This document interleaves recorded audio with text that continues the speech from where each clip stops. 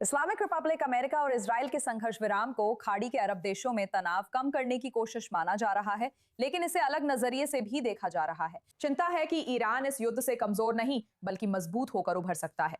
Tehran अपनी जीत का दावा कर रहा है और राष्ट्रपति ट्रंप का मजाक उड़ाती तस्वीरें भी पोस्ट कर रहा है।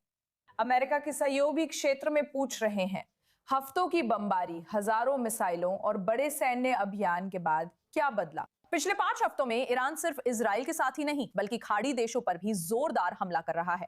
हम बात कर रहे हैं पूरे क्षेत्र में दागी गई हजारों मिसाइलों और ड्रोन की। यूएई को 2700 से ज्यादा प्रक्षेप झेलने पड़े हैं, जिनमें तेल संयंत्र, बिजली घर, विलवरीकरण संयंत्र, हवाई अड्डे और रिहायशी इलाके शामिल हैं। और यहाँ तक कि जब युद्ध विराम की घोषणा हो गई तब भी हमले पूरी तरह से नहीं रुके हैं। कुवैत, बहरीन और यूएई में मिसाइल और ड्रोन हमलों की खबरें जारी हैं, जिससे बुनियादी ढांचे को नुकसान और नागरिक घायल हुए हैं। खाड़ी देशों को चिंता है क्योंकि ईरान के पास होर्मुज जलमरू मध्य पर अभी भी प्रभावी पकड़ है, जो वैश्विक अर्थव्यवस्था के सबसे अहम संकीर्ण मार्गों में से एक है। गंभीर आशंकाएं भी हैं। वो इसका इस्तेमाल खाड़ी में शक्ति संतुलन बदलने के लिए कर रहा है, लेकिन इसके बावजूद खाड़ी के नेता सतर्क हैं। वे ट्रंप के युद्ध विराम की खुली आलोचना नहीं कर रहे हैं। सऊदी अरब का कहना है कि वर्तमान में सबसे बड़ी प्राथमिकता है कि होर्मुज जलदमरू मध्य खुला रहे और उस पर कोई पाबंदी ना लगे। आइए मध्य पूर्व विशेषज्ञ डालिया जियादा से जुड़ते हैं। डालिया, खाड़ी के बुनियादी ढांचे पर हफ्तों तक हुए ईरानी हमलों के बाद भी युद्ध विराम से कई खाड़ी देश खुद को कमजोर क्यों महसूस कर रहे हैं, सुरक्षित क्यों नहीं? धन्यवाद नताशा, मुझे बुलाने के लिए। तो मुद्दा यह है कि अरब देशों में, खासकर खाड़ी देशों में, कोई भी इसे युद्ध विराम नहीं कहता। हम इसे सिर्फ एक विराम के रूप में देखते हैं, एक छोटा सा विराम जो अमेरिका और ईरानी शासन दोनों को चाहिए था, लेकिन ना इजराइल ना अरब देश ऐसा चाहते थे। हम चाहते थे कि युद्ध इतना आगे बढ़े कि ईरानी शासन टूट जाए, शासन पूरी तरह से खत्म हो जाए। हालांकि अमेरिकी प्रशासन पर इस युद्ध को खत्म करने के लिए आंतरिक दबाव था।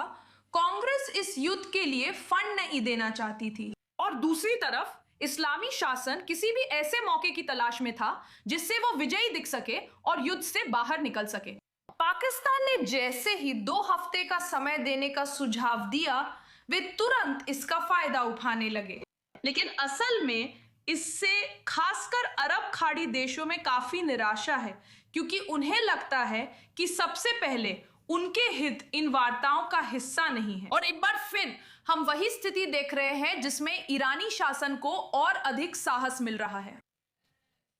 ये वार्ताएं होने के बाद वो और भी मजबूत होकर उभरेगा, क्योंकि अब ऐसा लगता है जैसे ये एक राजनीतिक व्यवस्था है जिससे अमेरिका बातचीत करने को तैयार है, जबकि असलियत में ये एक आतंकवादी मिलिशिया है जिससे आतंकवादी मिलिशिया की तरह ही निपटना चाहिए। विडंबना यह है कि पूरी स्थिति हमें बिल्कुल वही याद दिलाती है जो कुछ महीने पहले गाजा में संघर्ष विराम पर हुई वार्ताओं के दौरान हुआ था, जब हर कोई हमास को ऐसा मान रहा था जिससे आप बातचीत कर सकते हैं, बिना ये समझे इस जिहादी मानसिकता में जिसे ईरानी और हमास दोनों साझा करते हैं, संघर्ष विराम जैसी कोई चीज नहीं होती। और वे अमेरिका को नष्ट करने के मिशन पर हैं, वे इजराइल को नष्ट करने के मिशन पर हैं, और मैं ये भी जोड़ूंगी कि वे अपने अरब पड़ोसियों को भी नष्ट करने के मिशन पर हैं। हमने हाल के महीनों में ये स्पष्ट देखा है। तो युद्ध के दौरान या युद्ध के बाद जो भी बातचीत आगे होगी, अगर उसमें अरब देशों की प्राथमिकताओं को शामिल नहीं किया गया तो वो समय की बर्बादी होगी।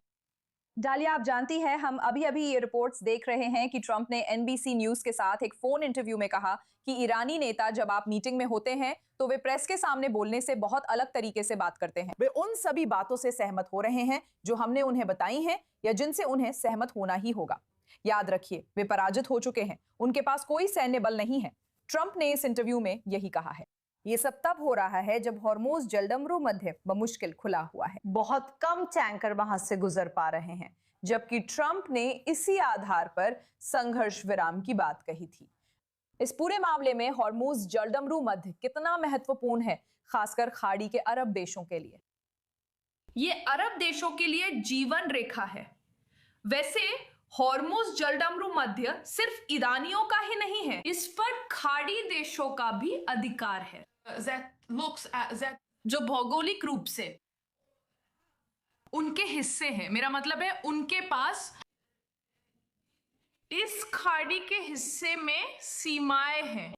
तो ये एक साझा, मैं कहूंगी कि अरबों और ईरानियों के लिए साझा स्वामित्व है, ये केवल ईरानियों के पास नहीं है। साथ ही ये एक अंतरराष्ट्रीय जलदमरू मध्य है जो समुद्री कानून के अनुसार किसी के भी नियंत्रण में नहीं होना चाहिए। हालांकि ईरान युद्ध में शामिल होने के नाम पर गुंडागर्दी कर रहा है और कुछ ऐसी चीजों का इस्तेमाल कर रहा है जो उसके पास है भी नहीं। इस शासन को स्वीकारने और इसकी निरंतरता मानने का दबाव डालना बड़ी गलती होगी अगर हम सच में झुक जाएं।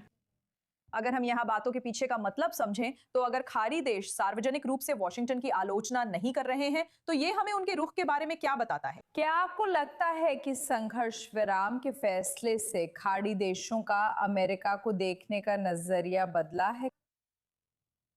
दुर्भाग्यवश खाड़ी देशों के पास अभी अमेरिकी प्रशासन की आलोचना करने या यहां तक कि यह कहने की भी सुविधा नहीं है कि हम आपके इस कदम यानी ईरानियों के साथ बातचीत या वार्ता करने से खुश नहीं हैं। क्यों? क्योंकि जिन सहयोगियों पर वे सुरक्षा के लिए निर्भर थे उन्होंने उन्हें निराश किया है। सऊदी अरब ने पाकिस्तानियों को बहुत पैसा दिया ताकि पाकिस्तानी उन्हें परमाणु सुरक्षा कवच प्रदान करे। वैसे जब उन्होंने पाकिस्तान के साथ ये बड़े सैन्य समझौते या रक्षा समझौते किए थे तो वे सऊदी जनता के सामने इसे इसी तरह पेश कर रहे थे, लेकिन पाकिस्तान ने कुछ नहीं किया। मिस्र, जिस पर वे निर्भर थे एक भ्रातृ देश के रूप में, जो हर बार सुरक्षा खतरे के समय उनकी मदद के लिए आ जाता था, असल में उन्हें नजरअंदाज कर दिया और कुछ हद तक ईरान का पक्ष लिया। जब तक कि खाड़ी देशों की कड़ी आलोचना के बाद फिर से अरब खाड़ी देशों के पक्ष में लौट गए। तो खाड़ी देशों के पास अभी यह विकल्प नहीं है, वे वास्तव में अमेरिका की आलोचना करने और इस समय अमेरिका को एक सहयोगी के रूप में खोने का जोखिम नहीं उठा सकते। ठीक है डालिया, हमारे साथ जुड़ने के लिए धन्यवाद।